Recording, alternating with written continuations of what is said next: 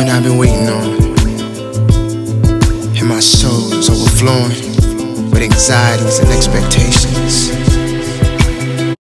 Alright, hey everybody out there, my name is Jasmine Jones and I'm here to present to you the weekly address to young Americans. We are so excited to have another week together and kicking it off on a good strong Monday. I'm hopeful that everybody had a good weekend and we're going to have a really good week. I mean, even just in general, like look at how the basketball stuff is going. The Heat and San Antonio play each other again. This will be very interesting, so I'm pretty sure a lot of you basketball fans are going to have a treat for these next 6 to 7 games that they play. It should be intense. But other than that, I'm pretty sure a lot of you guys are just enjoying life. I know we have many new graduates out there. Once again, congratulations to all of your accomplishments. This show is focused on something that's very important, not only for our new graduates, but also for young people who are trying to figure out their next steps with their careers. So it is about making plans, vision setting, goal setting for your professional life.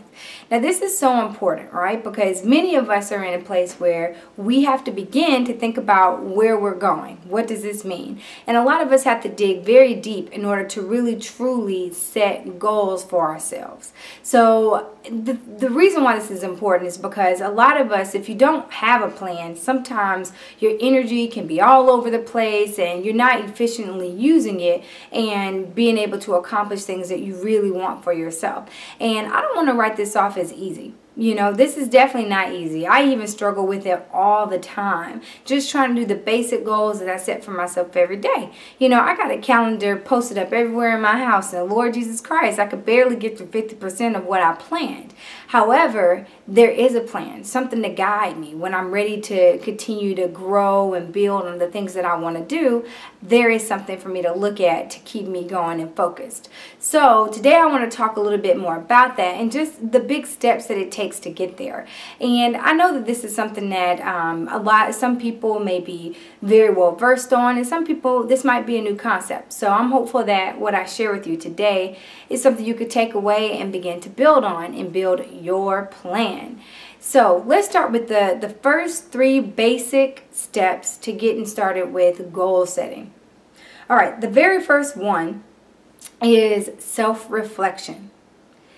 This is one of the hardest things for a lot of people to do. So you really have to self-reflect when it's time to begin building your plan. And this takes a certain level of self-awareness that people have to have. And when I'm talking about self-awareness, you know, yes, I'm talking about character and all of that, but keeping it in the professional lens, I'm really talking about being self-aware of where you are professionally. Now, a lot of new graduates out there that don't have a ton of work experience, this isn't going to be the easiest thing for you. The reason why is because I believe it takes 2 to 3 years to truly know what you love to do, what you're good at, where you really need to work on, the work that you hate doing. It takes some time. But of course you can use experiences like internships and some work study or whatever you were able to do in college or in grad school and be able to apply it to this. But the point is to be self-aware means that you are clearly acknowledging the places that you are very strong at and the places where you need to work on. And I know this is hard for a lot of folks in our generation because we're often told we're good at a lot of things, but you're going to have to really dig deep.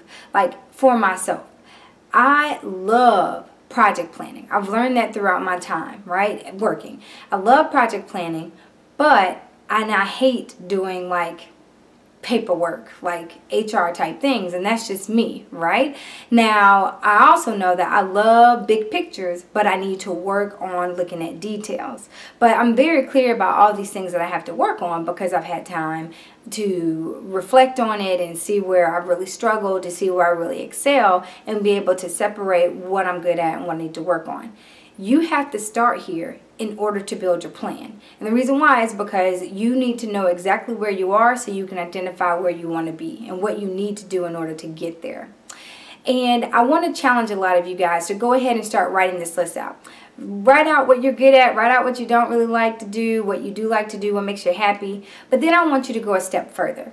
I want you to really think about the folks that you've worked with out there, whether it was a boss, a mentor, a family member, and think about some of the things that they said you were good at. And really look at that, because sometimes it can give you a holistic picture of all the areas that you might be interested in and then all the areas that you might need to work on. So I want you to really dig deep in that part, because this will set your goal setting off in the right space, in the right place. Secondly, you have to begin to list out your long-term versus short-term goals. Now, this is important. Those are two complete separate things, and they need to be separated.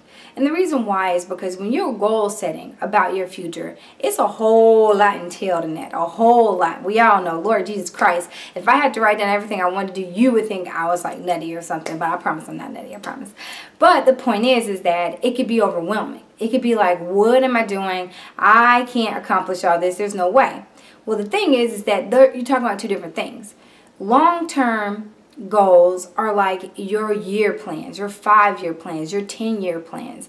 Those are long-term goals, and those deserve to be on a list because it's going to take time and lots of effort to get there.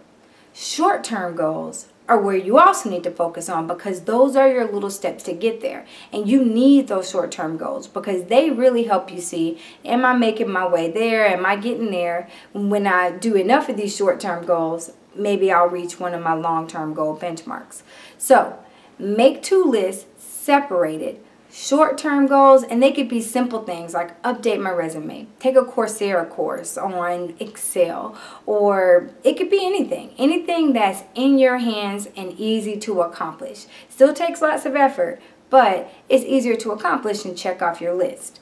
As for your long-term goals, make sure you're really clear about that. And I want to tell everybody, I know that we all have a lot of visions for our lives, and I want to make sure that I share with you today, when you're writing your long-term goals, do not shoot them down as being silly. They're not.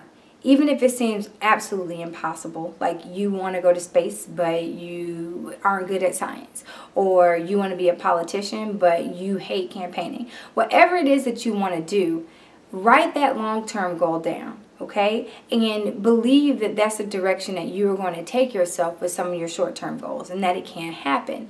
And the other reason is I believe long-term goals are like your life's affirmations. So you want to be able to say these things like, this is who I am, this is who I'll be. So don't back away from anything that you envision yourself being, but get it all written down, because you need to know how you're going to get there, and you need to see it.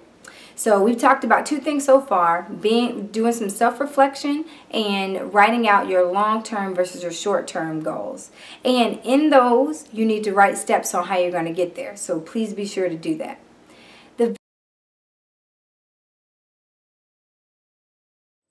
And the very last thing, and then I'm closing out, is a reminder system.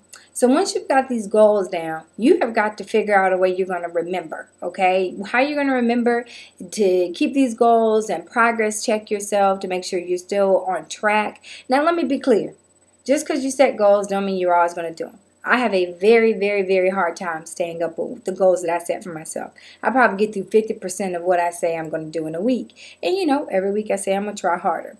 So, but I have a reminder system. Like I have calendars posted up for my weekly duties on my refrigerator and on my desk. So those type of things are what you need to keep yourself aware of, this is what I said I was going to do. So whether it's your Google Calendar reminders, whether it's a printed out calendar for yourself, whether it's a screensaver, do what you got to do. Because once you make these long-term goals and short-term goals, you have got to be accountable for yourself. Because that's the only way you're going to be successful. So make sure you do those three things, but especially that reminder system so you can keep it going in order to really take some action and move forward on your plan and vision for your life.